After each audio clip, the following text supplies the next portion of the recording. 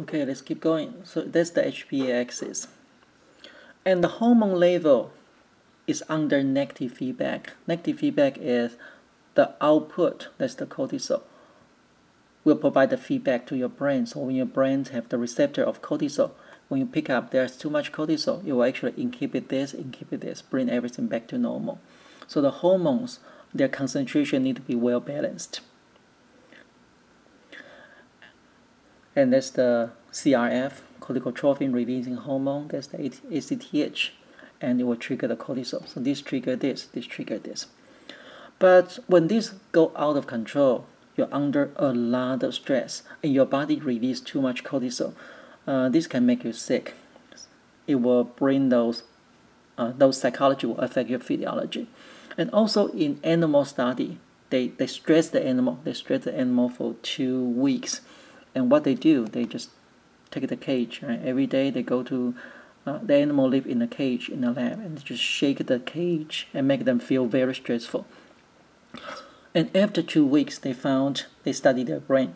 So that's the animal study. They found, compared with non-stressed animal and the stressed animal, they found, oh, that's the neuron, and the neuron have those dendritic tree, and they found under stress actually inhibit their growth in the hippocampus. Hippocampus, this area associated with memory. So the one clinic effect they found, people under stress, they actually lose their memory. So too much stress hormone, glucocorticoid, will associate with the decrease of the neuronal activity in hippocampus. And the Celia's concept is say the stress has 3 stages. You have the alarm, you have the resistance, and exhaustion.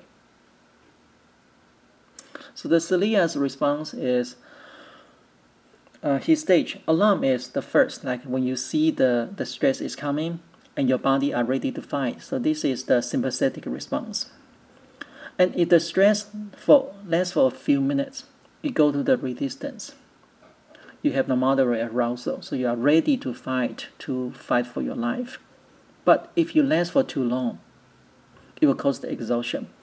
And exhaustion is like the previous animal study I showed you, those high level of stress hormone actually harm your body. It can harm your brain, and not just your brain. Also, it will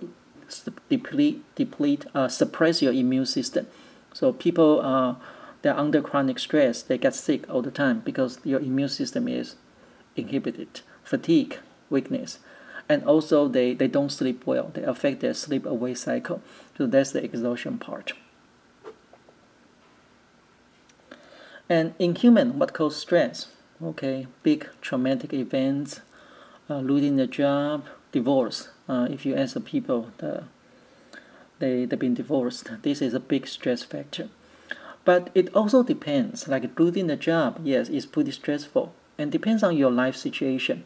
If you are 16 years old, okay, you've been fired, you have a lot of life choice. You can go back to school or you can find another one. But if you're middle age and you have mortgage to pay and you have 3 kids and all of them depends on your income, it's very, very stressful. So it depends on life situation.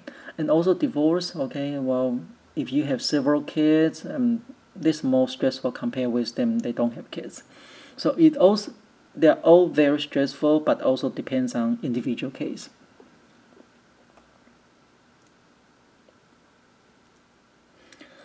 And in some psychologists, they believe, okay, when you experience some stressful event, it's stressful, but how you interpret the events matters. So you can think, well, okay, well, I'm totally screwed up. Or you can think like there's a life lesson you learned. So that will affect you. Because eventually how you feel is your brain activity.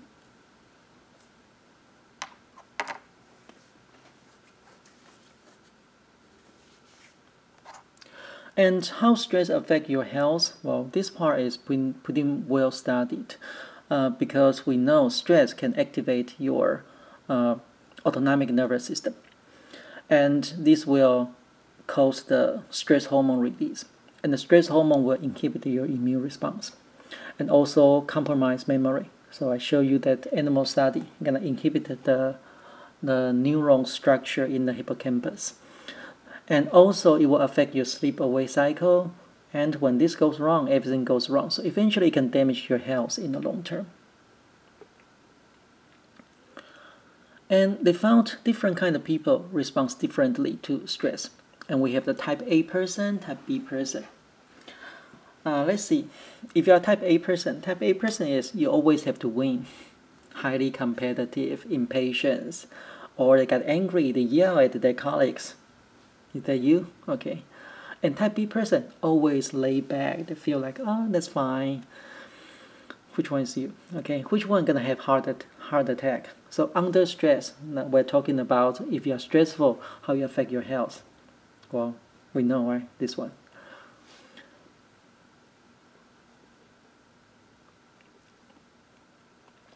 And why the type A person is linked to heart disease? Well, because stress hormone is activated, it will activate your cardiovascular system. So there will be a link. And also not always is a correlation, it's not a causation. So your other life behavior, do you eat a good diet, do you exercise, they will affect as well. Okay, cancer.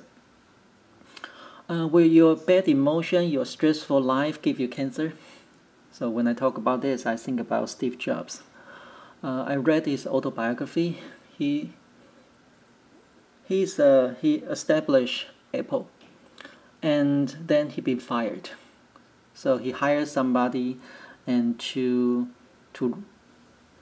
help him to run the company, and eventually that guy fired him. So he he built another company, very famous company. The movie company. They create the Toy Story, the Pixar, and he became a CEO of Pixar. And then Apple gradually fell, and that's the time they realized, okay, they're about to file bankruptcy. They're 1 month away from bankruptcy. And at that time, all people in Apple, they believe the only person who can bring Apple back is Steve Jobs. So they hire Steve Jobs back.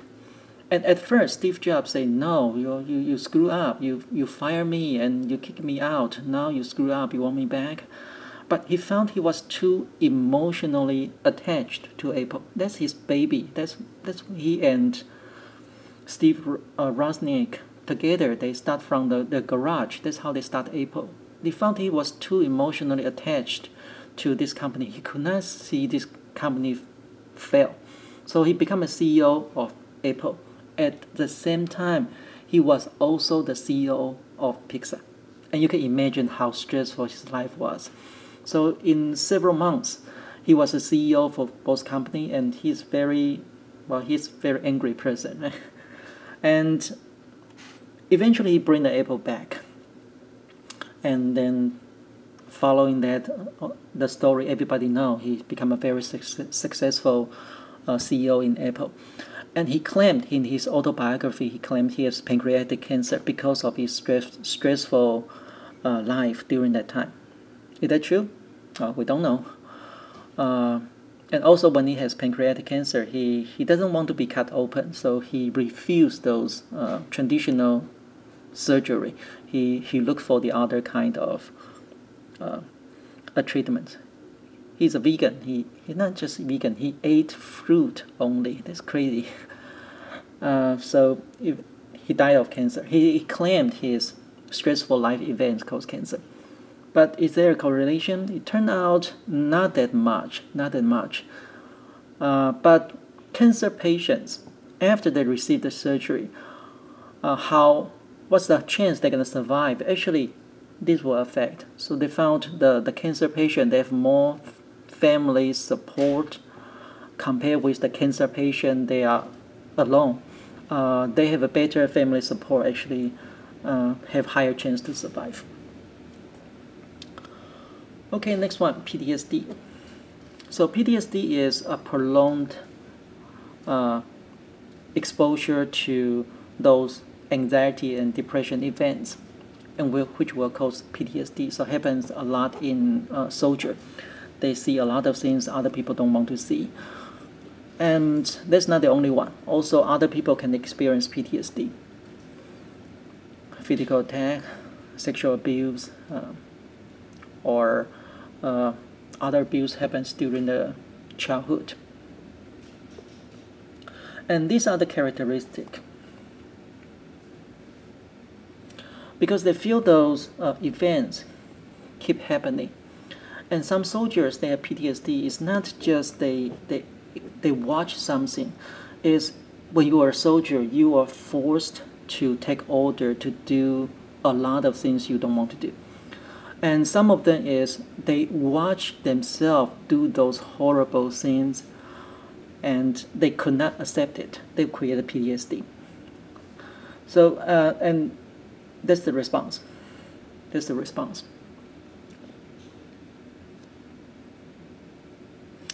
And after PTSD is associated with alcohol and drug abuse, and they also associate with depression.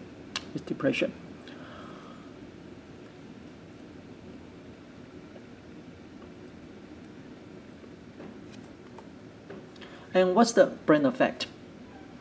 It turned out we're still not 100% understood what's going on. So we still study this. And so far we found is this area, hippocampus. It makes sense, right? So this area we study more about it. Also in animal. It's like under stress, they will decrease the neuron in the hippocampus. And they found similar effect in the brain image study. They imaged the brain. And they found the hippocampus, that area have the shrinkage. And this study show you, okay, they have the, both of them show you they have a smaller hippocampus. So that's in human. How to deal with it? Not easy, really not easy. That's why we have a big portion of people, they have to go through the therapy because it's not easy to fix it. And the therapy can take years, and a big portion of them still have no effect after the treatment. So here we just talk about what kind of solving strategy. The first one is problem focus. Problem focus is focused on the event itself. And the second one is emotion focus. Emotion focus is focused on the emotion part. Kind of forget the event and focus on the emotion. And the treatment, it's very individual difference. So some people respond to this, other people respond to this better, and we also have people respond to neither one of them.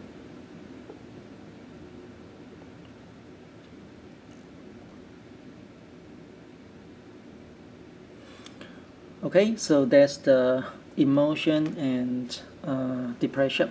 So you found when we go to the high level brain activity, I did not bring much answer.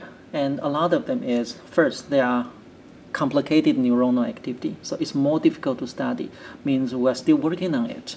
And we don't have too many answers how to solve this because we still don't know. Okay, that's it.